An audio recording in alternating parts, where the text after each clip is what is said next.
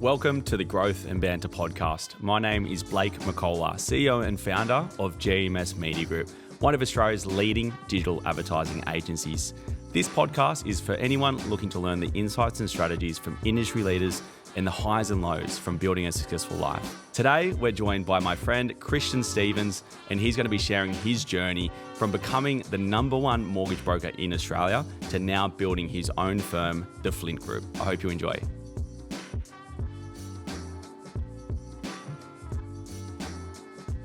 Welcome, Christian. Thanks for having me.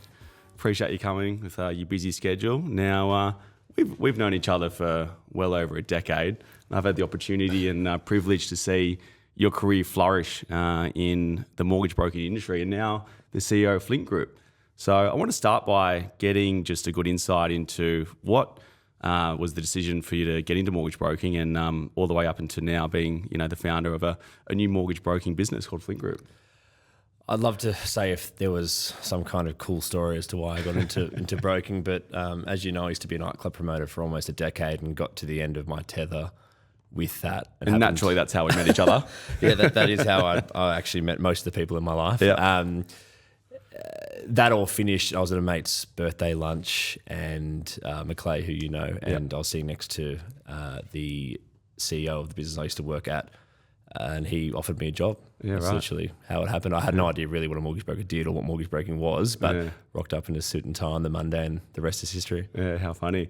And I think that, because I when we first spoke, when you first got the job at Shaw and you're just getting started in the industry, you had, and I sort of, being a marketer, could see that you had an ability to look at the job from a marketing angle. And naturally, you've gone from starting into becoming #1 in Australia. But how important was, that nightclub promotion experience and other experience you had prior to working at Shaw and becoming a mortgage broker? Was it for you to inject those skills into becoming so successful?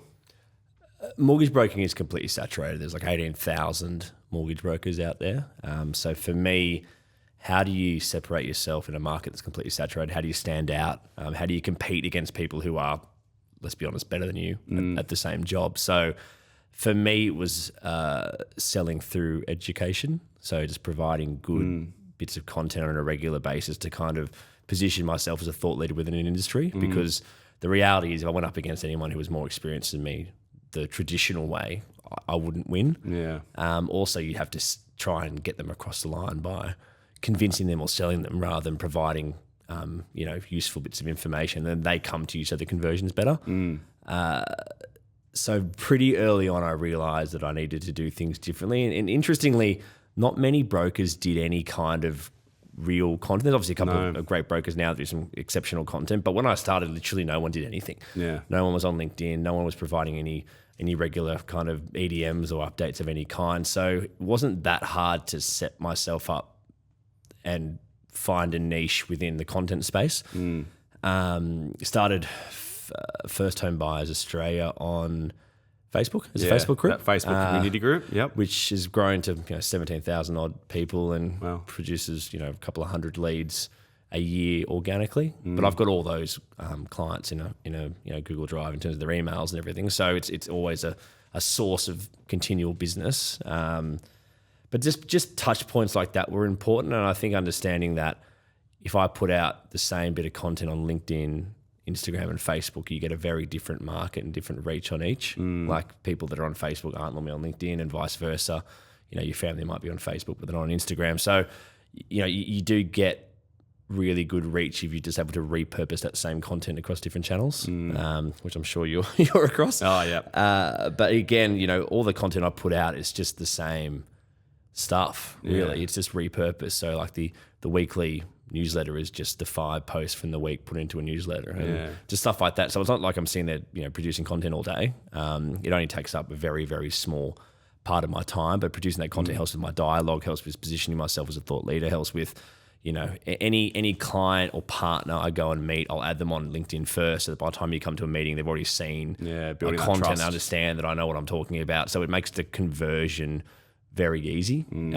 People reach out to me saying, hey, I've watched you for 3, 6, 9, 12 months before they like or comment on anything. But in their head, they've already made a decision they want to use you before me having to go in there and give them an elevator pitch about what a mortgage broker does. Like I haven't done that for years. People that are organically reaching out to me are reaching out because they've either been referred, see my content online, or their existing clients. So, the first couple of years was pretty tough, but look, now it's completely organic and all the business is inbound.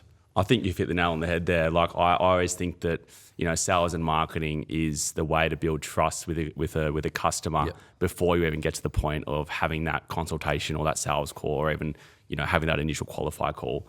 And I think you've done that pretty well with getting that Facebook group built. And content like this, jumping on podcasts is a great way to build the trust. Is what I'm doing with my business.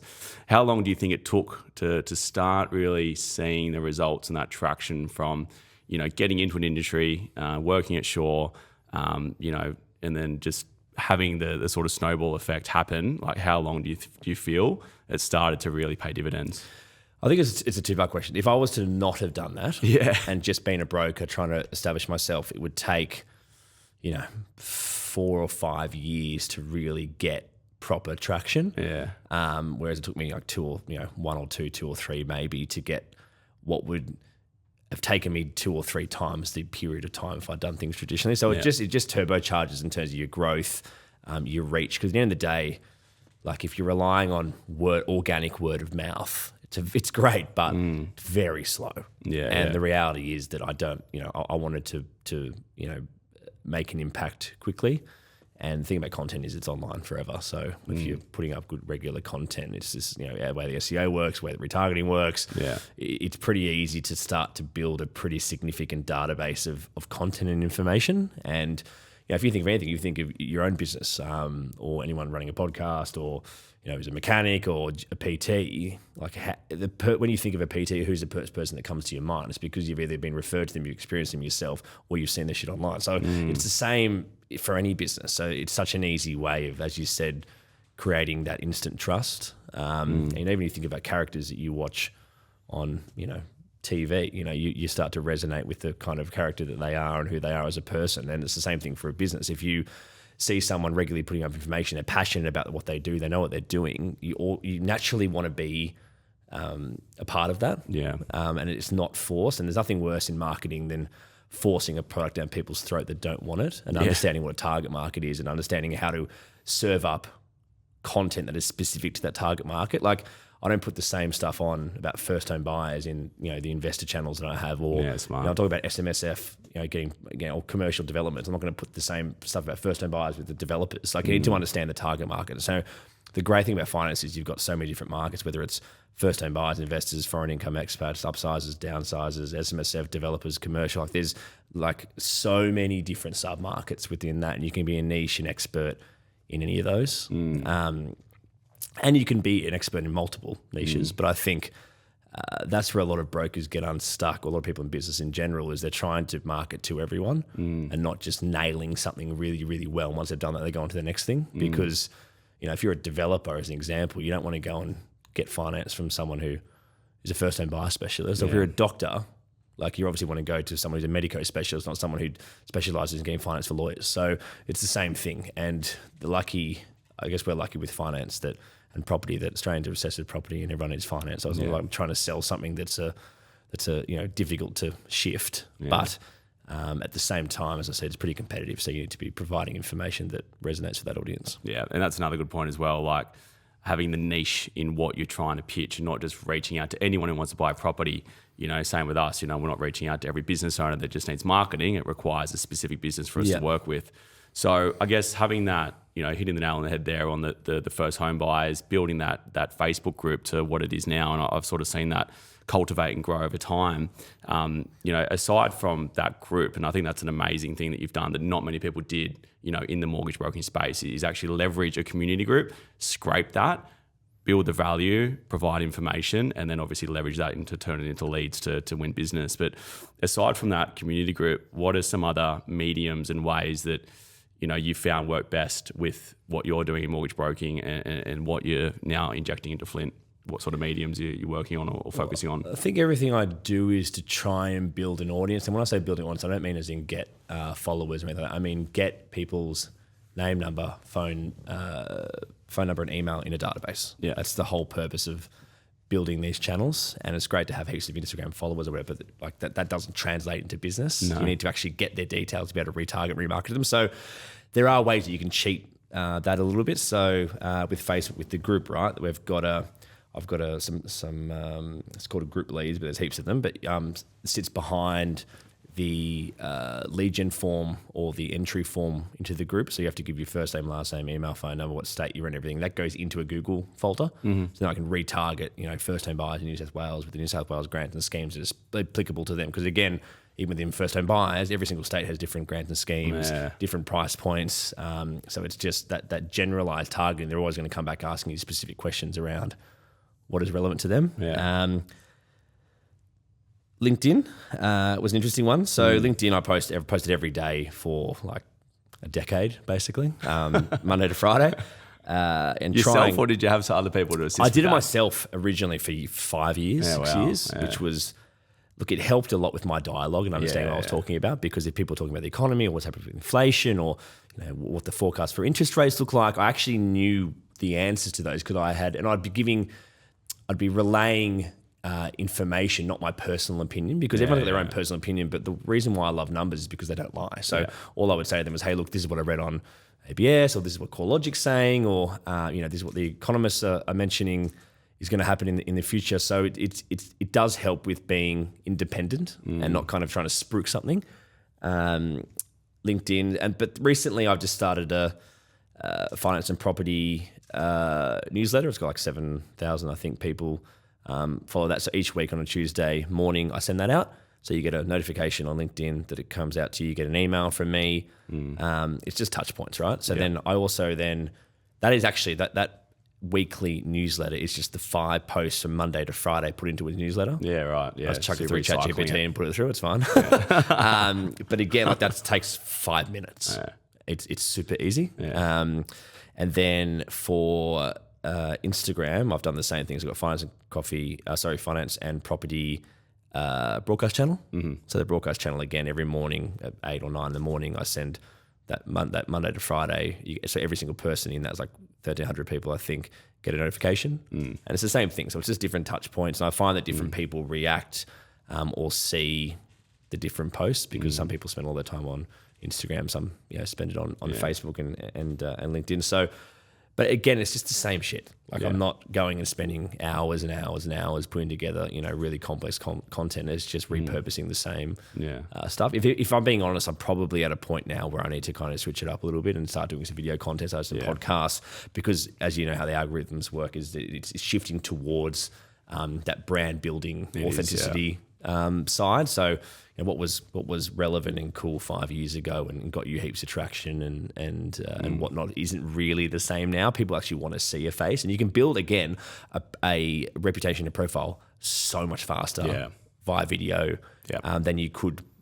again. So I feel like the video is the new regular posting that was 5 years ago. So you're already seeing heaps of people within different industries capitalizing on that and producing really good educational content, little snippets of information, and it just organically starts to grow pretty quick, because you can share something, a video, and you can say a lot in a 1 minute video that a post probably can't say. Yeah, no, that's a good point. And I think, I've been at sort of fault at this as well, going out and doing it yourself first before you delegate it. And that's obviously what you've done. You've provided really thought-provoking content, you've done it yourself, then you found a way to automate it. And you're right in saying, like what has worked 5 years ago and what worked for you when you initially were building up your career might not necessarily work today. And I also think with, tools like AI, with ChatGPT, people sometimes, if they read an article or a post, they probably don't really know if that's written by you or if it's written by a system. So that's where a video becomes more authentic and people can't really copy yourself on a camera. So we find the same. We found that images on conversion-based ads to get leads worked a lot better, whereas now videos are working a lot better and images are hardly even getting the traction. So I think that paradigm shift of, okay, we now know that automation systems like ChatGPT are taking over written content. How do we go back to being humanized and having a medium where people will actually trust that is coming from you?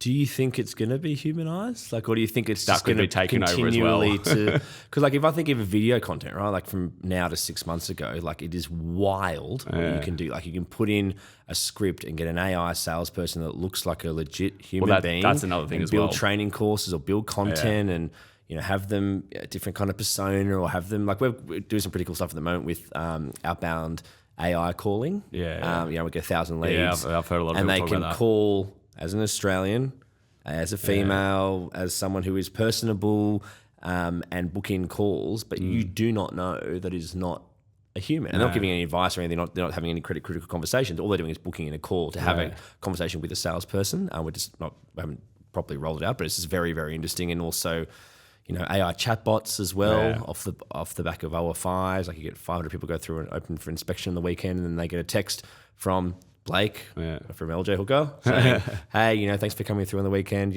How'd you?" It's crazy what you can do, and like it is blurring the line a little bit because you don't know. No. And a lot of businesses use marketing automation, lead nurturing anyway. Yeah. But I guess it's just that next step. Yeah. And I think, like, I embrace it. I think it's amazing, and I think obviously there's some moral and ethical stuff there. It's a bit grey, but I think if you use it in a way that is a value add, and not in a way to try and do something dodgy or to deceive people, I think in marketing and sales and content and content writing and stuff, it's definitely going to be mind blowing what was going to be happening over the next 12 months. I know, it's scary. Because it's moving so quickly. Yeah, and I've seen ads where they are AI systems where it's like, "Hi, I'm AI," and it's a. But if they didn't say that.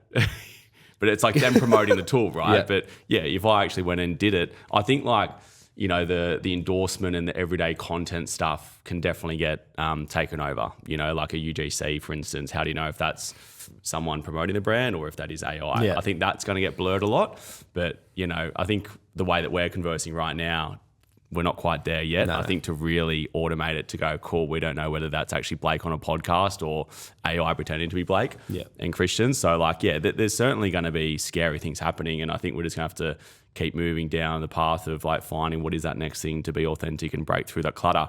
Maybe that's just going back to having conversations in reality and not actually doing things online. I'll give you an example. Like I did, like 3 years ago, I paid some guy like $4,000 to put together like a 30-part ebook on first home buyers. Yeah. Took him 2 months. It was, so many edits. Anyway, I went on ChatGPT like a couple of months ago and said, "Hey, write me a 30-part ebook on."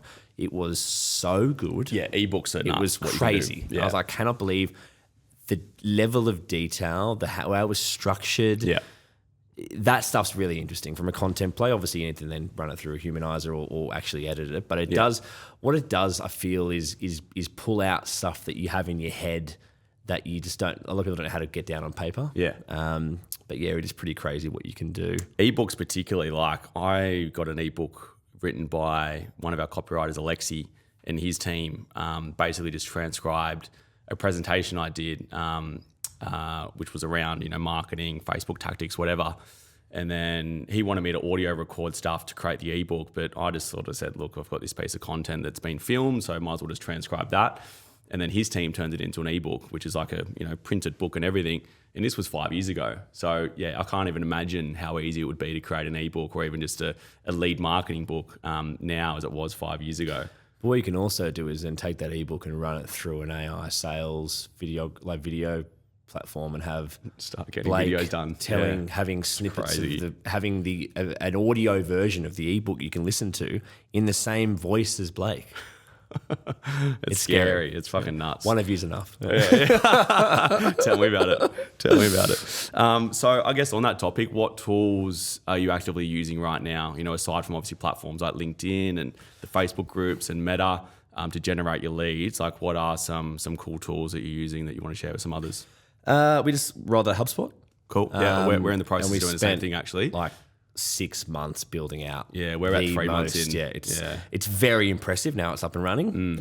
But we're dealing with thousands of clients at any one time and hundreds of referring partners, and some of them proceed immediately, some of them proceed in 12 months. So having the lead nurturing is quite important because people proceed when they're ready. And often then they've got to, if they're a first-home buyer, they go on the first-home buyer lead nurturing sequence. So the more granular you get on the data and the content, the better it is. But it is, how deep does the rabbit hole go? Like it's pretty incredible though, what that's allowed us to do in terms of that marketing automation, lead nurturing, because otherwise before we had a CRM, but it's not the same. It's, we've got a CRM as well, but it's not they do really kind of have two purposes, because for us, especially with some of our bigger partners, they've got tens of thousands, if not millions of customers. Once they proceed, they're in CRM. But that before that happens, there's an enormous amount of contact, whether manual or automated, that goes on before that happens. And to go and do that at scale is almost impossible, because you're always going to forget something. But that's been really, really good. We've got a podcast studio and green room in our new office, so we're going to be producing a lot of really educational content around those niches. So we've got someone that specialises in just first-home buyer, someone over 55 clients, someone for sports and media professionals, accountants. So the content is going to be really specific to that in terms of the sales outreach that we do with those B2B partners.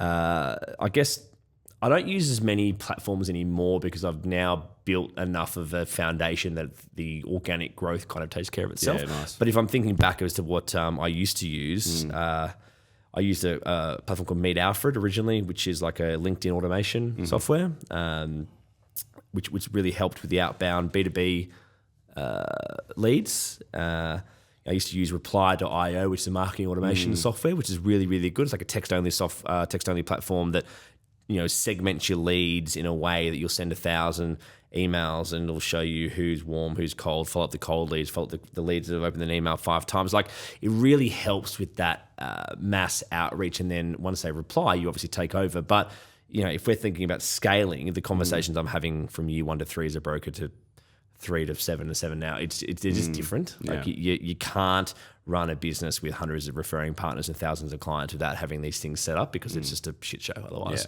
And then partners get upset because you haven't got back to the client, and clients get upset because you're not getting back to them. So process is very, very important, especially to business of the size that we are now, because otherwise, the wheels just fall off. No, that's good point. And it's something that I've experienced even just from a small team of 15, 20 at any one time that we had. And then we sort of did the scale attempt in 2022, broke a lot of things. Overheads crept up and couldn't quite get to where we wanted to go, because we found that not having that system created way too much manual reliance on checking in with people to make sure things were done. Agencies, just like mortgage broker or any service professional industry, requires a lot of people power. And we're, like I said, going through the same process of transitioning everything over to HubSpot to have a single source of truth, because right now, even 8 years, which is crazy, like we've been a bit slow to, I think, really make the decision and pull the trigger on getting a holistic system. But we're, better late than ever, realizing that without that single source of truth, we're not going to have the scalability of getting, double the team or double the clientele, or even getting bigger clientele on. It just simply won't happen. So I think HubSpot, for you guys, is going to be that single source of truth. And, it just wouldn't happen, right? Otherwise, because you have to be ready to onboard. Like, it's a pretty big investment. Yeah, it is a big investment. It is. And also, like, being in marketing, not online marketing, but you for yourself, there's so many options. Oh, there is. So, like, what do you choose? And everyone's probably got an opinion on the pros and cons of each, and people can get in your ear a bit. But it's definitely been a game changer for us in terms of also the marketing with all the hundreds of different email databases and different clients, and it's been really, really good. Yeah, I always say that people sometimes look at the talent to grow a business, but it's really the systems that grow the business, and the talent then drive that system to continue to scale. And I think having that way around, not relying on talent to be the sort of silver bullet solution. Well, with the new business, like, the whole pitch is that we have all the systems and processes in place to give you 80% of your day back. Yeah. So you can be the most talented broker in the world, but if you don't have that stuff sorted, it's like a nightmare. Yeah, that's right. So, if I give you back 4 times the amount of time a day to generate business, and that the back end is taking care of itself, then you can't really not succeed. Yeah, and how much easier and better would it be for someone to be working for you versus another business who doesn't have those systems in place? I think that's the future. I think if you want to go and I think the old traditional way of going into, just use a real estate office, for example, and sitting in the office once a week and asking them to send you referrals, it's great, but it's very old school. The reality is that an agent, like anyone, is busy and they don't want to spend their time referring to you when they could be making more money doing other tasks that they're good at anyway. So our systems and processes are designed to be fully automated. So if they refer to you manually, that's the icing on the cake, not the main focus of generating the business. Yeah, nice one. Now, I've seen some insights into Flint Group's office, decking it out. Saw a lot of computer boxes getting unloaded the other week. Yep. How fun / stressful has that been over the past 6 months to get that set up? It looks like it's about ready to go. Look, I was saying something the other day. I've never been busier, but done less broking. Just so many little things that probably naively I wasn't aware of with running a business. And even at my previous employer, like I was self-employed, I had my own team, but I didn't really run a proper business. I had my own little business, but having your own proper business in terms of insurances and how that's set up from, we've got our own ACL now, like it's compliance wise and dealing with 55 people, different personalities, different cultures. We've got a team in the Philippines, team in Nepal, team in Serbia. Like it's difficult. Like people are difficult. And even stuff like fitting out an office and finding an office, like it's a nightmare, and finding the time to find an office. And these things, we've only been in business for 6 or 7 months, I think now, but I feel like we've done 2 years worth of work in that 6 months. And if I look forward to the next 6 months, I'm more excited because those foundational, blocks are there now, and I'm not spending time, trying to do stuff that probably isn't very dollar productive. And it's exciting. So we've got 62 seats and about half the office is full. We've got a couple of our partners that we work with really closely in there as well. So as we grow, there's definitely room for more. But I wanted to have a hub that was, the reality is, you can work at home, you can be hybrid. But I think if you're in any sales environment, if you're around really high achieving other individuals, you get better. Yeah. And I just think it's one of those roles like real estate buyers agents and any other high ticket sales environment, the people you're around and how quickly you grow and you learn, it's like 10x if you're in that office and you're absorbing that information as opposed to sitting at home on your own. Yeah. And we moved in last week. It's been really good. Yeah, nice fun. What do you think's been like the biggest insight or lesson from the transition, like you said, from somewhat having your own brand but not so much at Shaw to now, fully fledged CEO and having your own business to look after whilst mortgage broking as well? I think the shiny object syndrome. Yeah. You get I am still, and have been the victim of getting a little bit too excited about having too many balls in the air. Yeah. And one of the things, if you're doing everything 10%, you're not doing anything 100%. So for us, getting those basics right, getting, and chipping away at, 2 or 3 things max at a time. You can't possibly do 30 things at once. It's just impossible. And then also run a business and bring in clients and, not, have a good relationship at home and all this other stuff as well. So that's probably been the biggest learning. If I could do this last 6 months again, there's definitely would be things that I would do differently. But look, nothing too drastic, but it's just, there's only so much time in a day. Yeah. And, if you could spend that time doing stuff that is going to help significantly with future business and help the brokers with time. And, it's been, I've learned more in the last 6 months than I have in the last 6 years. I reckon it's been a bit of but look, it's all enjoyable. It's been challenging and fun, but it's been it's been a lot. Yeah, running a business, I don't care how big or small it is, after a few years, you learn a tremendous amount and you come in so naive, Yeah. I think having that entrepreneurial mindset, which is obviously what you've had, to then, build and eventually have your own brand, you sort of look at other businesses and you're like, oh, you should be running it that way and that way until you actually get into the weeds of it. Like you said, there's only so much time that one person can do, and I think a big part of that, having a big team is what it seems like you've sort of leapfrogged a few different stages in what someone naturally goes through in creating a business, which has been great.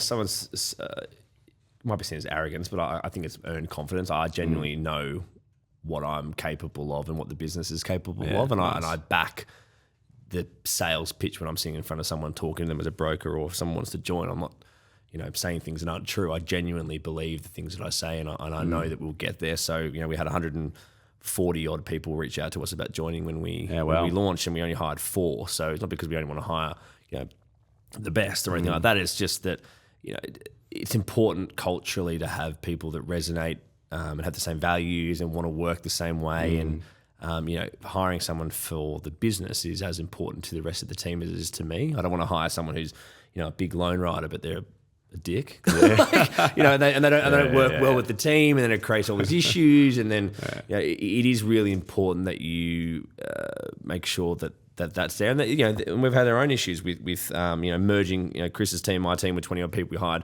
15 extras, merging, 2 teams, established teams, and, there were certain people with the same roles, and trying to manage different cultures with offshore teams, and, how, some are more process driven and some are more proactive with the way that they approach their tasks. It's just, it's just different. And I think trying to understanding that you can't have the same, process or the same mindset with everyone in your team. Like, what motivates some people definitely doesn't motivate others, and some 100%. People are motivated by doing deals, and some people are motivated by being in a workspace that makes them feel safe. So I think that's been a big eye opener, because definitely what motivates me is not what motivates certain people in the office. And even with Chris and I, like, he is, in my opinion, the best broker in the country. He's unbelievable, which is why we went into business together.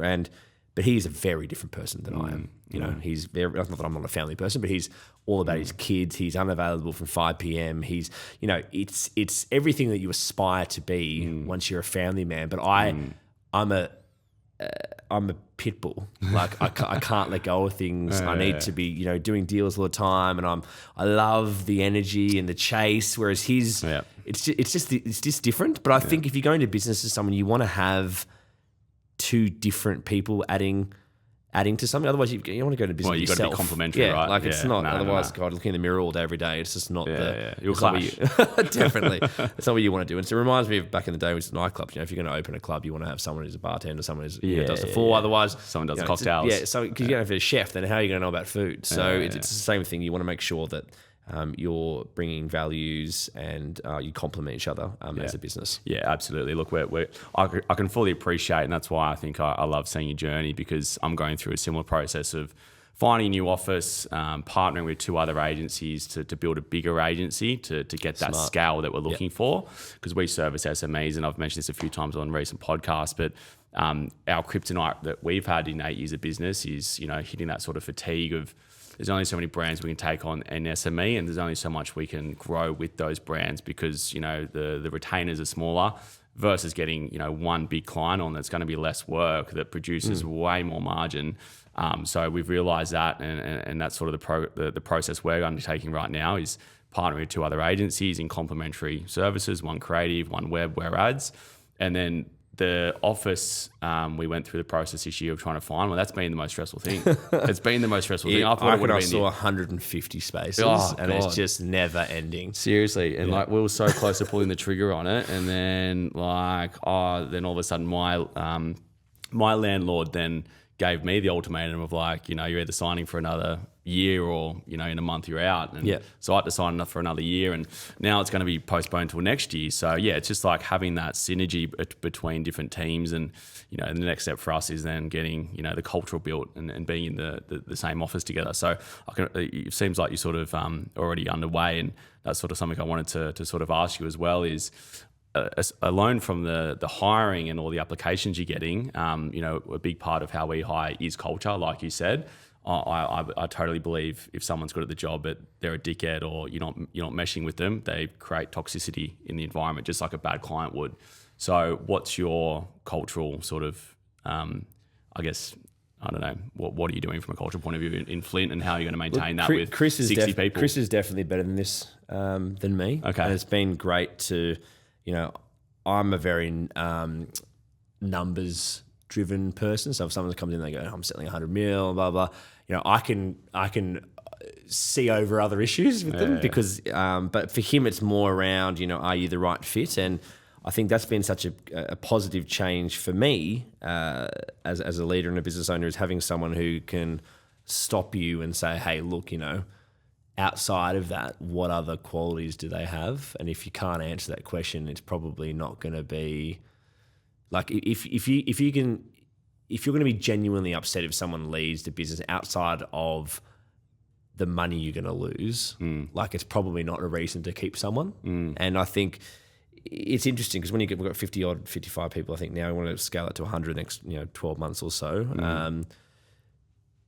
To do that at scale and that many people, it's interesting because there's certain people that are really clicky in the office. There's certain people that get along great. There's certain people that, are more isolated or introverted, but it doesn't mean that they're any more better or worse as an employee. They all have different kind of skill sets. So it is interesting. It's a bit like, when you're back at school and everyone's on their own little groups and hanging out, and it's the same kind of thing, it's just people add different skill sets. And I have noticed that some of the people that I would say are more introverted have come out of their shell once they're in the office around other people. So I guess that comes down with feeling comfortable in your work environment as well. But culture is important, but it's one of those things that's constantly changing because as your business grows, your culture changes. So what was again important 5 years ago, being a smaller, I only had my first employee, for about 5 years ago now, but now I've got 55. So it's different because the first one, it was just about survival and about taking some of the workload off me. And now it's more around, how does that work as a group? Because if I go and hire another girl in the Philippines and there's already 10 of them there and that girl, or guy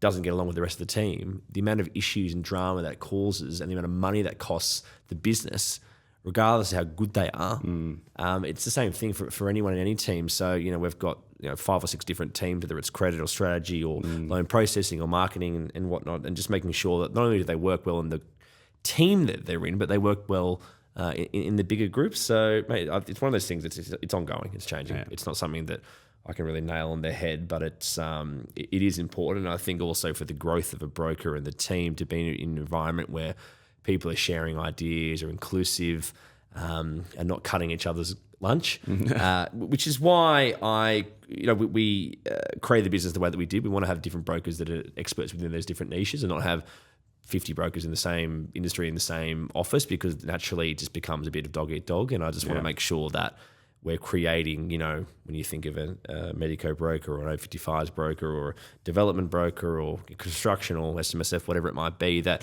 someone at Flint comes to mind because you've seen their content and they're just really nailed that niche. It doesn't mean you don't do anything else. It just means the way that you position yourself from a marketing perspective is around that. Absolutely. We've found that some of the best talent that we've had, and we've approached it in 2 different ways. And yes, where a lot of the roles that we have are probably more junior to mid-level. We're not an agency that can hire lots of GMs or group directors or any of that sort of stuff. It's myself and my business partner, Simon.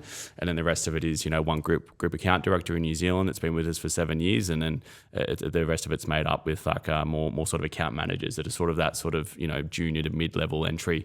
When we've brought on people that have too much experience, they don't often last too long because they just think that, they don't want to do the job. They want to delegate. And I think that probably serves a bit more of a bigger environment, not necessarily a small business. But yeah, we found that some of the talent that we've had the best is that we've brought them in and we found that they've got good culture, really good intelligence. We've just sort of done a bit of a psych test.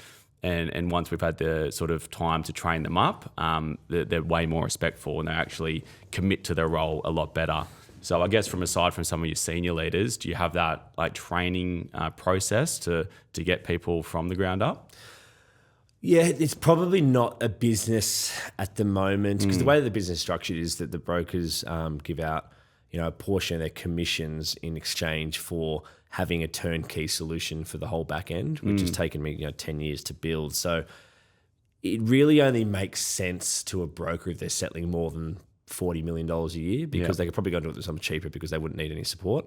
Whereas I really want the kind of brokers or business owners that want to scale but don't want to go spend the next 5 years building their team and training their team. And they can basically go from year 1 to year 5 in their own business without having to go through all that shit that we had to go through. To have 35 support staff and have all those processes and trainings in place, and it takes a lot of time and a significant amount of money and unfortunately a lot of trial and error to get that to where it needs to be. And it's a constant battle. Yeah. It's a positive one, but it's constantly, you got to constantly be on everything all the time. And I think that's where the value add. Like, I love mentoring and training up junior brokers, but again, I think you have to be firm with the type of you need to be a value add to the brokers you're bringing on. And I just think if I brought on anyone that was a new to industry broker, I'm probably doing them a bit of a disservice because I wouldn't be able to give them the time that they needed. You need to have a basic understanding of how to generate business and how the industry works for me to add value at that point. Because I just feel like, that being said, we've got some great trainers that we work with that come in and upskill in whatever departments we need. But again, I just think we need to find. We're about to roll out a broker offer as well, so we're just trying to find that 50 mil plus broker who's been in the industry a couple of years. He wants to scale to 100 or 150 plus, but just doesn't have the means or doesn't want to spend years training and doing stuff. They just want to focus on generating business and managing relationships. Yeah, fair enough. So let's get into the crux of, I guess, the big topic right now with interest rates. What's going on? Look, I think if you asked me this a year ago to now, it's a very different question. But most of next year we'll see rate cuts. Okay. And what happens every time the RBA reduces or increases the cash rate by 25 basis points, it reduces or increases your borrowing capacity by 2.5%. So if you decrease the cash rate by 1%, it increases your borrowing capacity by 10%. If everyone's running around with 10% more money, prices go up. It's the same with what happened with COVID. Interest rates came down 2%. Everyone running around with 20% more money. And there's always an undersupply issue in Sydney, just due to the population, how many people are looking for property at any one time. So I think the next 2 years, with the forecasted interest rate cuts and the increase in the borrowing capacity and where the market's heading from a cycle perspective, the next couple of years is going to be pretty good returns for anyone that owns a property. Yeah, nice. Yeah, well, I've got mine to look forward to over the next few months or whenever it's due. It's about a year and a half delay, so we'll see. We'll see if that even settles soon. But aside from, I guess, interest rates and all the topic around, the inflation and post-COVID and all its ripple effect going on, what do you feel has been the biggest shift in mortgage broking since when you've started? Biggest shift in mortgage broking is in clientele or is in our industry? Probably in the industry from a customer point of view.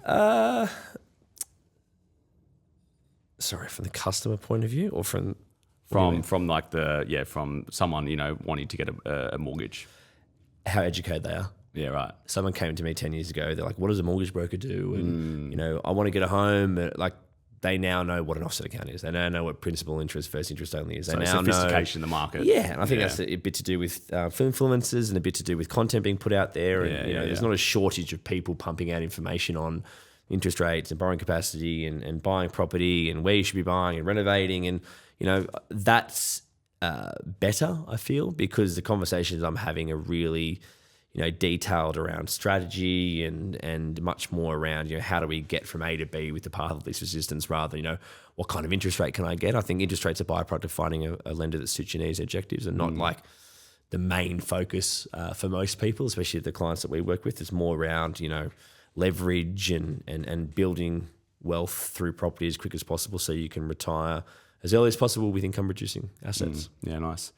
And with Flint, I know you mentioned that you've got a few different niches carrying on from where you built your first homeowners sort of group there, and I'm assuming you're still letting that go and still running that. But what do you feel the point of difference with Flint Group's going to be in the market?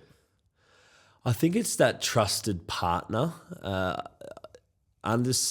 I think for the complex clients that borrowing more than 1.5 million, it's more around how do you upsize? How do you add value through renovation? Can I keep my existing investment properties? How do you leverage assessment rates to be able to borrow more? I just think the level of conversation and expertise, like all of our senior strategy team are all CPAs as well, so the level of expertise you get within the business is not something you would normally see. And I think clients, you probably see this, a lot of people are self-employed these days. They're starting businesses, they've got little side hustles. The average client that's just PAYG, with a big deposit is few and far between. There's always some weird, quirky thing about all these deals these clients that we deal with. And I think also the fact that the business is structured the way it is allows the broker then to have all that time back to nurture those relationships, because a lot of the time, first home buyer group as an example, a lot of the clients will reach out on the group saying, hey, I've tried to get in contact with my broker, I can't get a hold of them. Or haven't heard back from my broker in 2 weeks. And that's just mind blowing to me. No communication. Like how do you have a client but have no time to talk to them? Which again kind of solidifies the fact that the business is structured correctly, that enables you to keep those relationships, whether it's a client or the partner. If they call you, you have to be able to answer the phone. You have to be available. And especially when people are emotionally charged, it's the biggest financial decision in their life. If you're unavailable, it's going to stress them out and create, that experience is going to be a poor one. Yeah, communication's key with anything, right? And I think if you're, and same with us, like the most common thread I get with, someone having a poor experience with an agency is, aside from results, is lack of communication. Like positive word of mouth is the best marketing you can ever have. Yeah. So, and it takes, like you can have a great experience and then at the 11th, like the last hurdle, drop the ball and the whole thing shit. Yeah. And they'll tell all their friends and family about how shit it was, but they won't tell you about the 95% that was amazing. So I think it's really important to just not get them across the line, lodge a deal, and then that's done. Yeah. It's actually as important, if not more important, from exchange to settlement, that experience, because that's actually when you've bought something. Before that doesn't matter. Just pre-approved. But once you actually bought something and you're settling, you want to make sure that that process is stressful. Make sure every your ducks in a line and settlement's gonna happen. 100%. Yeah, you're only as good as your last week, and I think you got to. It's not a done deal until the money's in the bank. But on processes, and given that you've sort of prided yourself personally on building a system and process, Flint Group now going through the process of building that HubSpot single source of truth.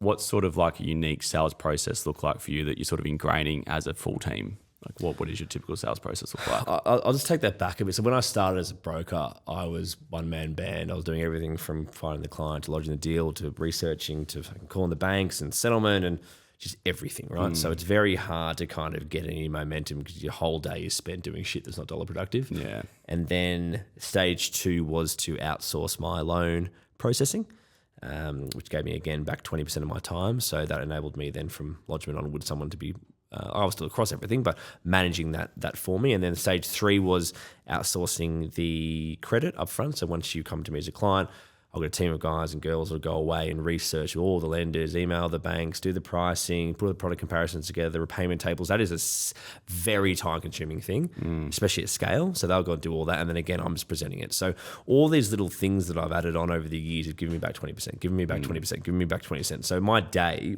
is busy, but it's spent nurturing relationships or talking to clients rather than doing all the stuff that can be outsourced. And I think from a process perspective, it's the same thing for our brokers, is that they can bolt on and then get, know that any of their clients are looked after at any point throughout the process, whether that's post-settlement or up front. And obviously the HubSpot helps with the marketing automation and the lead nurturing. But the real stuff is once they're on board, like once the proposals have been sent out, the follow-up, the relations we have with the bank, knowing we can get things escalated, preferential treatment, faster turnaround times, pricing, everything that comes with a big business to scale. But it's that process is so important because, again, if you've got to exchange quickly with a cooling off period, or you've got a short settlement, or you're stressed, which 95% of customers are when they're buying the biggest asset their entire life. Absolutely.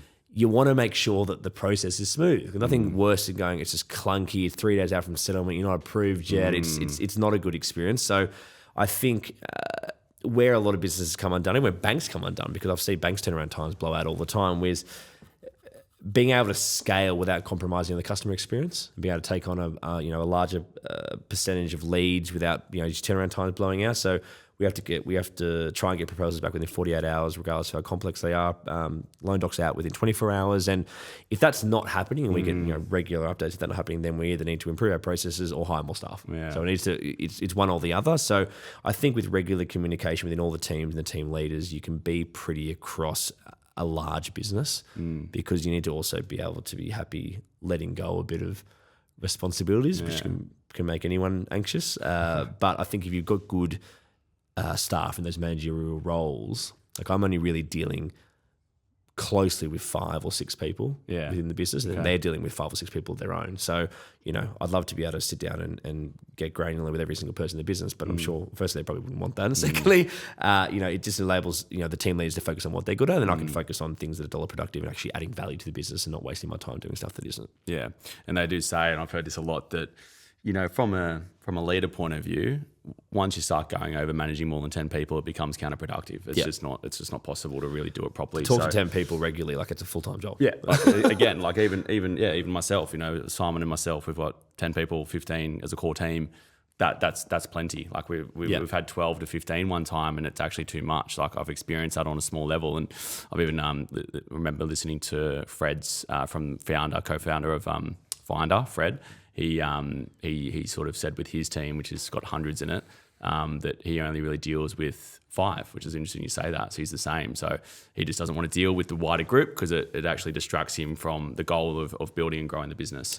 So and why you hire people as well. Like if you hire someone who's unbelievable, loan processing example, then like getting involved in their shit, like let them do their job. Like you hire them for a reason, and if you can't trust them to do the job, then you probably hired the wrong person. Yeah, exactly. And I just think that's been hard for me a little bit, letting go with certain tasks, but at the same time, what I've let go, I've got back other things I didn't have previously. So it is great knowing that if you got a busy day or you take a couple of days off for personal reasons, that the business isn't going to come crumbling down. Yeah, that's right. Which is amazing. I went to we're all human.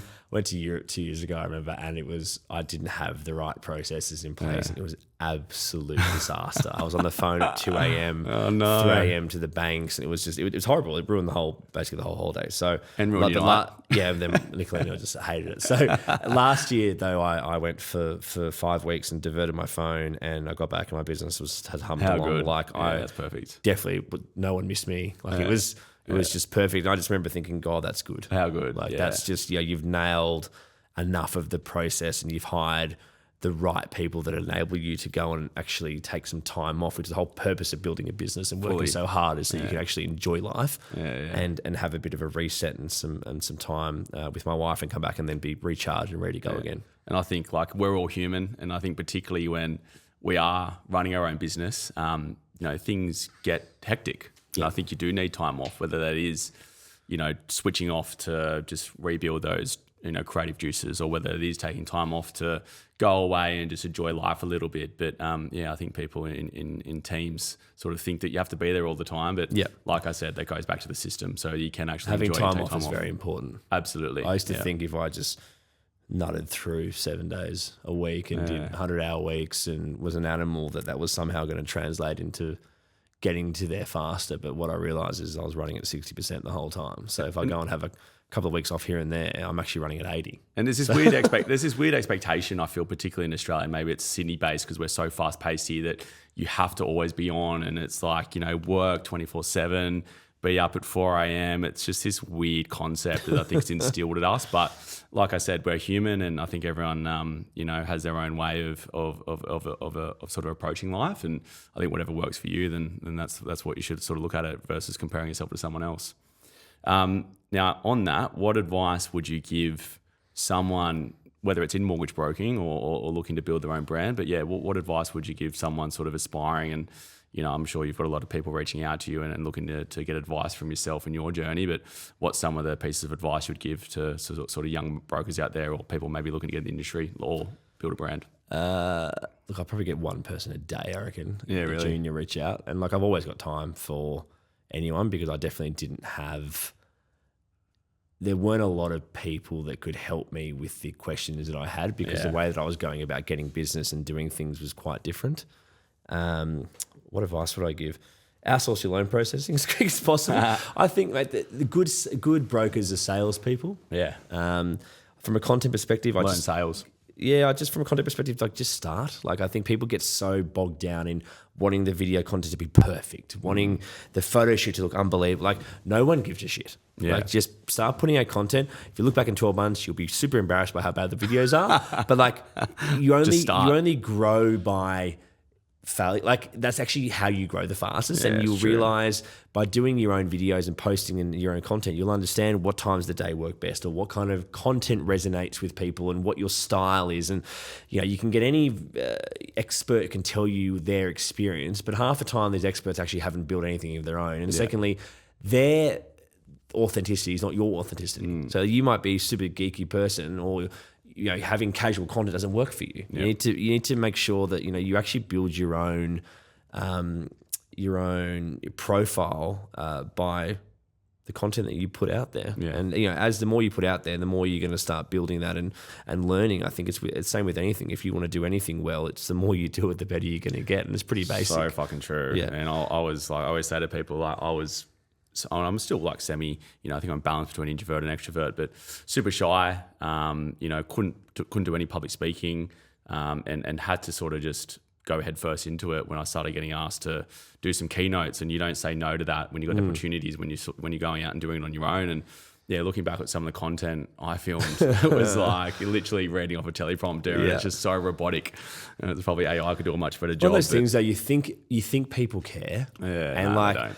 Tell me the 5 about what the 5 last topics you went to talk at a conference. Like no one can even tell you. Like it goes in one ear and out the other. Things that resonate with you, you keep on board. But like 90% of a speech you don't remember or you don't even care about. So people get so caught up, and myself as well. Like I'm a shocking public speaker, and it's one of those things that I definitely would avoid at any cost if I have the chance. But I like sitting down and rereading.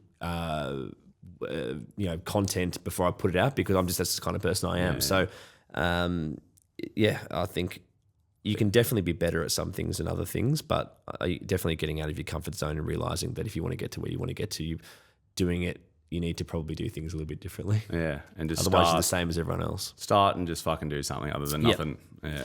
I have a lot of appreciation for someone that gives it a crack. Yeah. And I think that I actually, some of it's a bit cringe, and I see some videos, I'm like, oh God, that's not good.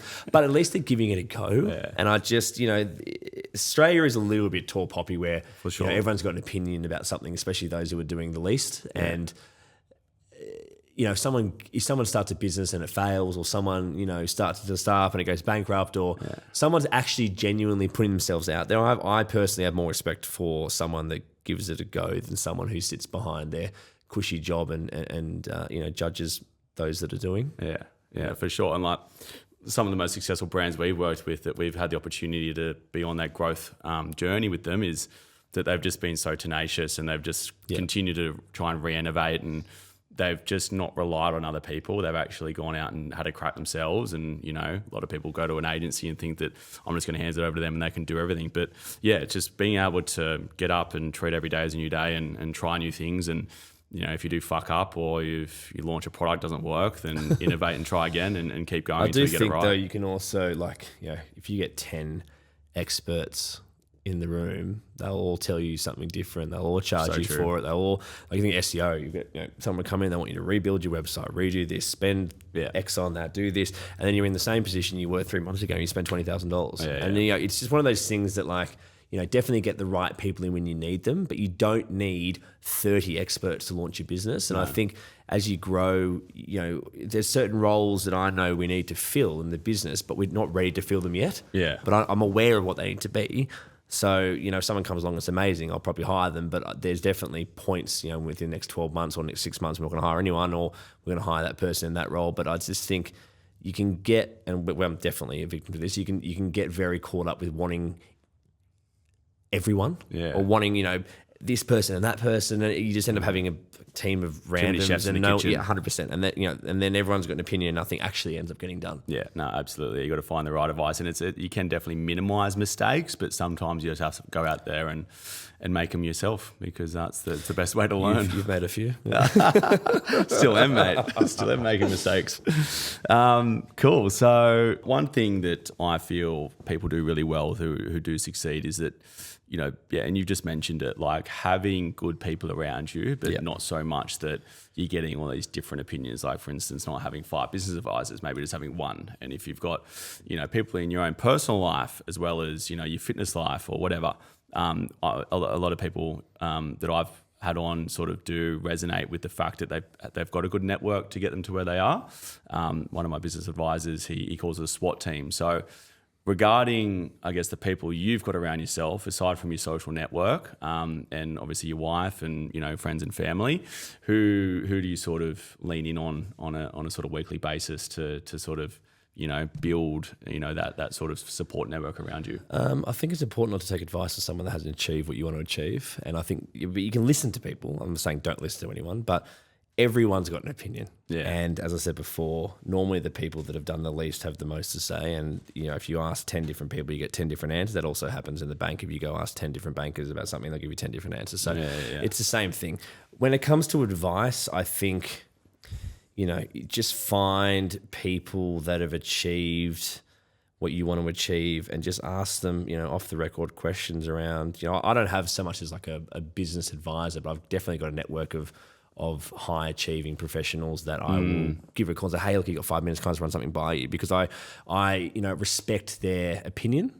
But I think it's all, you want to be, it's pretty cliche, but you want to be surrounded by people that are better than you. Yeah. And I just think, if I'm thinking of when I came out of the club scene, a lot of good friends of mine, they probably weren't the right people to bring the best out in me. Yeah. And, nothing against them, and a lot of them are still really good friends of mine. But in terms of me getting where I want to get to, you have to broaden your horizons and you have to get a little bit uncomfortable with asking for help. And the reality is that if you ask the right people respectfully, not many people are going to say no. And even if it's just a 5-minute conversation or, hey, I'll grab a coffee and walk with you, it doesn't have to be a sit down and mentor you for 3 days and I'll pay you. Like, no one needs that much one-on-one time. Like, it needs to be more, if you've got 10 different things, maybe 10 different people can give you those answers for me. But, if I'm thinking about, process stuff, I went and talked to the 3 or 4 biggest owners of the biggest brokerages and said, look, can I just get 5 minutes of your time to ask you some stuff? Or if I'm thinking about offshore processing, I went and saw the guy who runs Australia's largest offshore processing team. Like, it makes sense because the questions I'm asking is someone who's actually achieved what I'm trying to achieve. Yep. And it's just, if I ask someone who hasn't achieved that, they're going to give me some ridiculous answer, which is not going to actually be an answer that is someone that's experienced the results of what I'm trying to achieve. And I think, if myself, someone asked me about, business and whatnot, it would be a very different conversation now than 6 months ago. Yeah. And I just think that you also have to trust your own gut. Yeah. And, sometimes. A lot of the stuff you need to learn yourself. But, I love, I'm part of a lot of different networking groups and support groups and,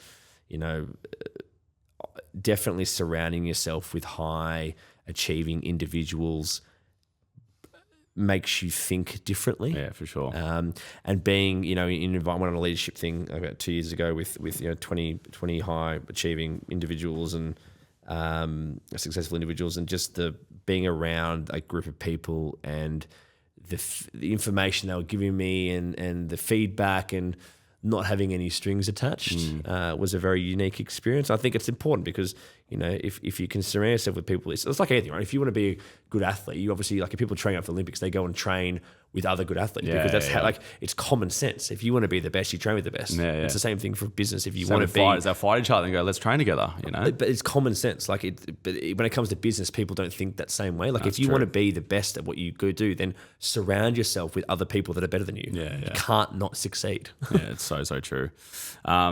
Now, before we wrap up, one last thing on Flint Group before we start getting into, Christian and a few other questions in your personal life. What does the next sort of 1 to 3 years look like? I know you've sort of mentioned that you've got, that goal of going from 50 to 100 people, but, I guess getting into the office and getting to the end of the year, what's the next 3 years look like for Flint Group?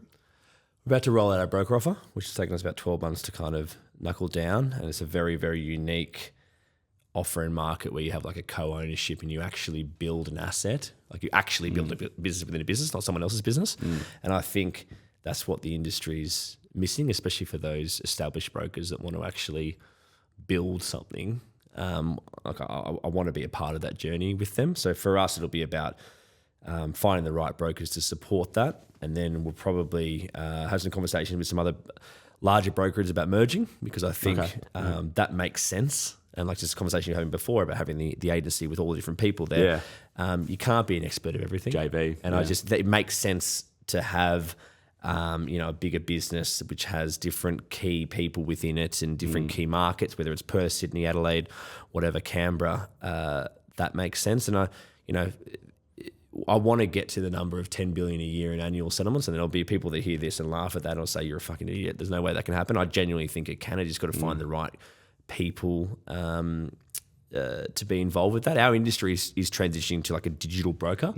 So I don't think that AI and automation will replace a broker, but it'll definitely enhance them. And I think that it'll weed out a lot of the brokers that are bringing the others down. And I think the industry will get smaller, but the brokers within that industry will get better. Yeah. And I think for us, if I fast forward 8 years from now, I would hope that we have a brokerage settling, $10 billion in loans annually. That's the plan. Obviously, very much more complicated than that. I mean, you're doing $1 billion yourself, right? So look, I was on track to do $1 billion, not as high as that, but look, I think this year we'll do well over 1.5 between us. Yeah, nice. But the majority of those settlements will happen in the second 6 months of the year, because it's taken us 6 months to kind of get back on track, and we're doing well over 100 million settlements a month now. But I think we're probably at half of our capacity as the team we've got. But again, I genuinely think that there are like a super brokerage. That's where the industry's heading. I think. Yeah, cool. The year of the merger, the next couple of years, I think we'll see a lot of that.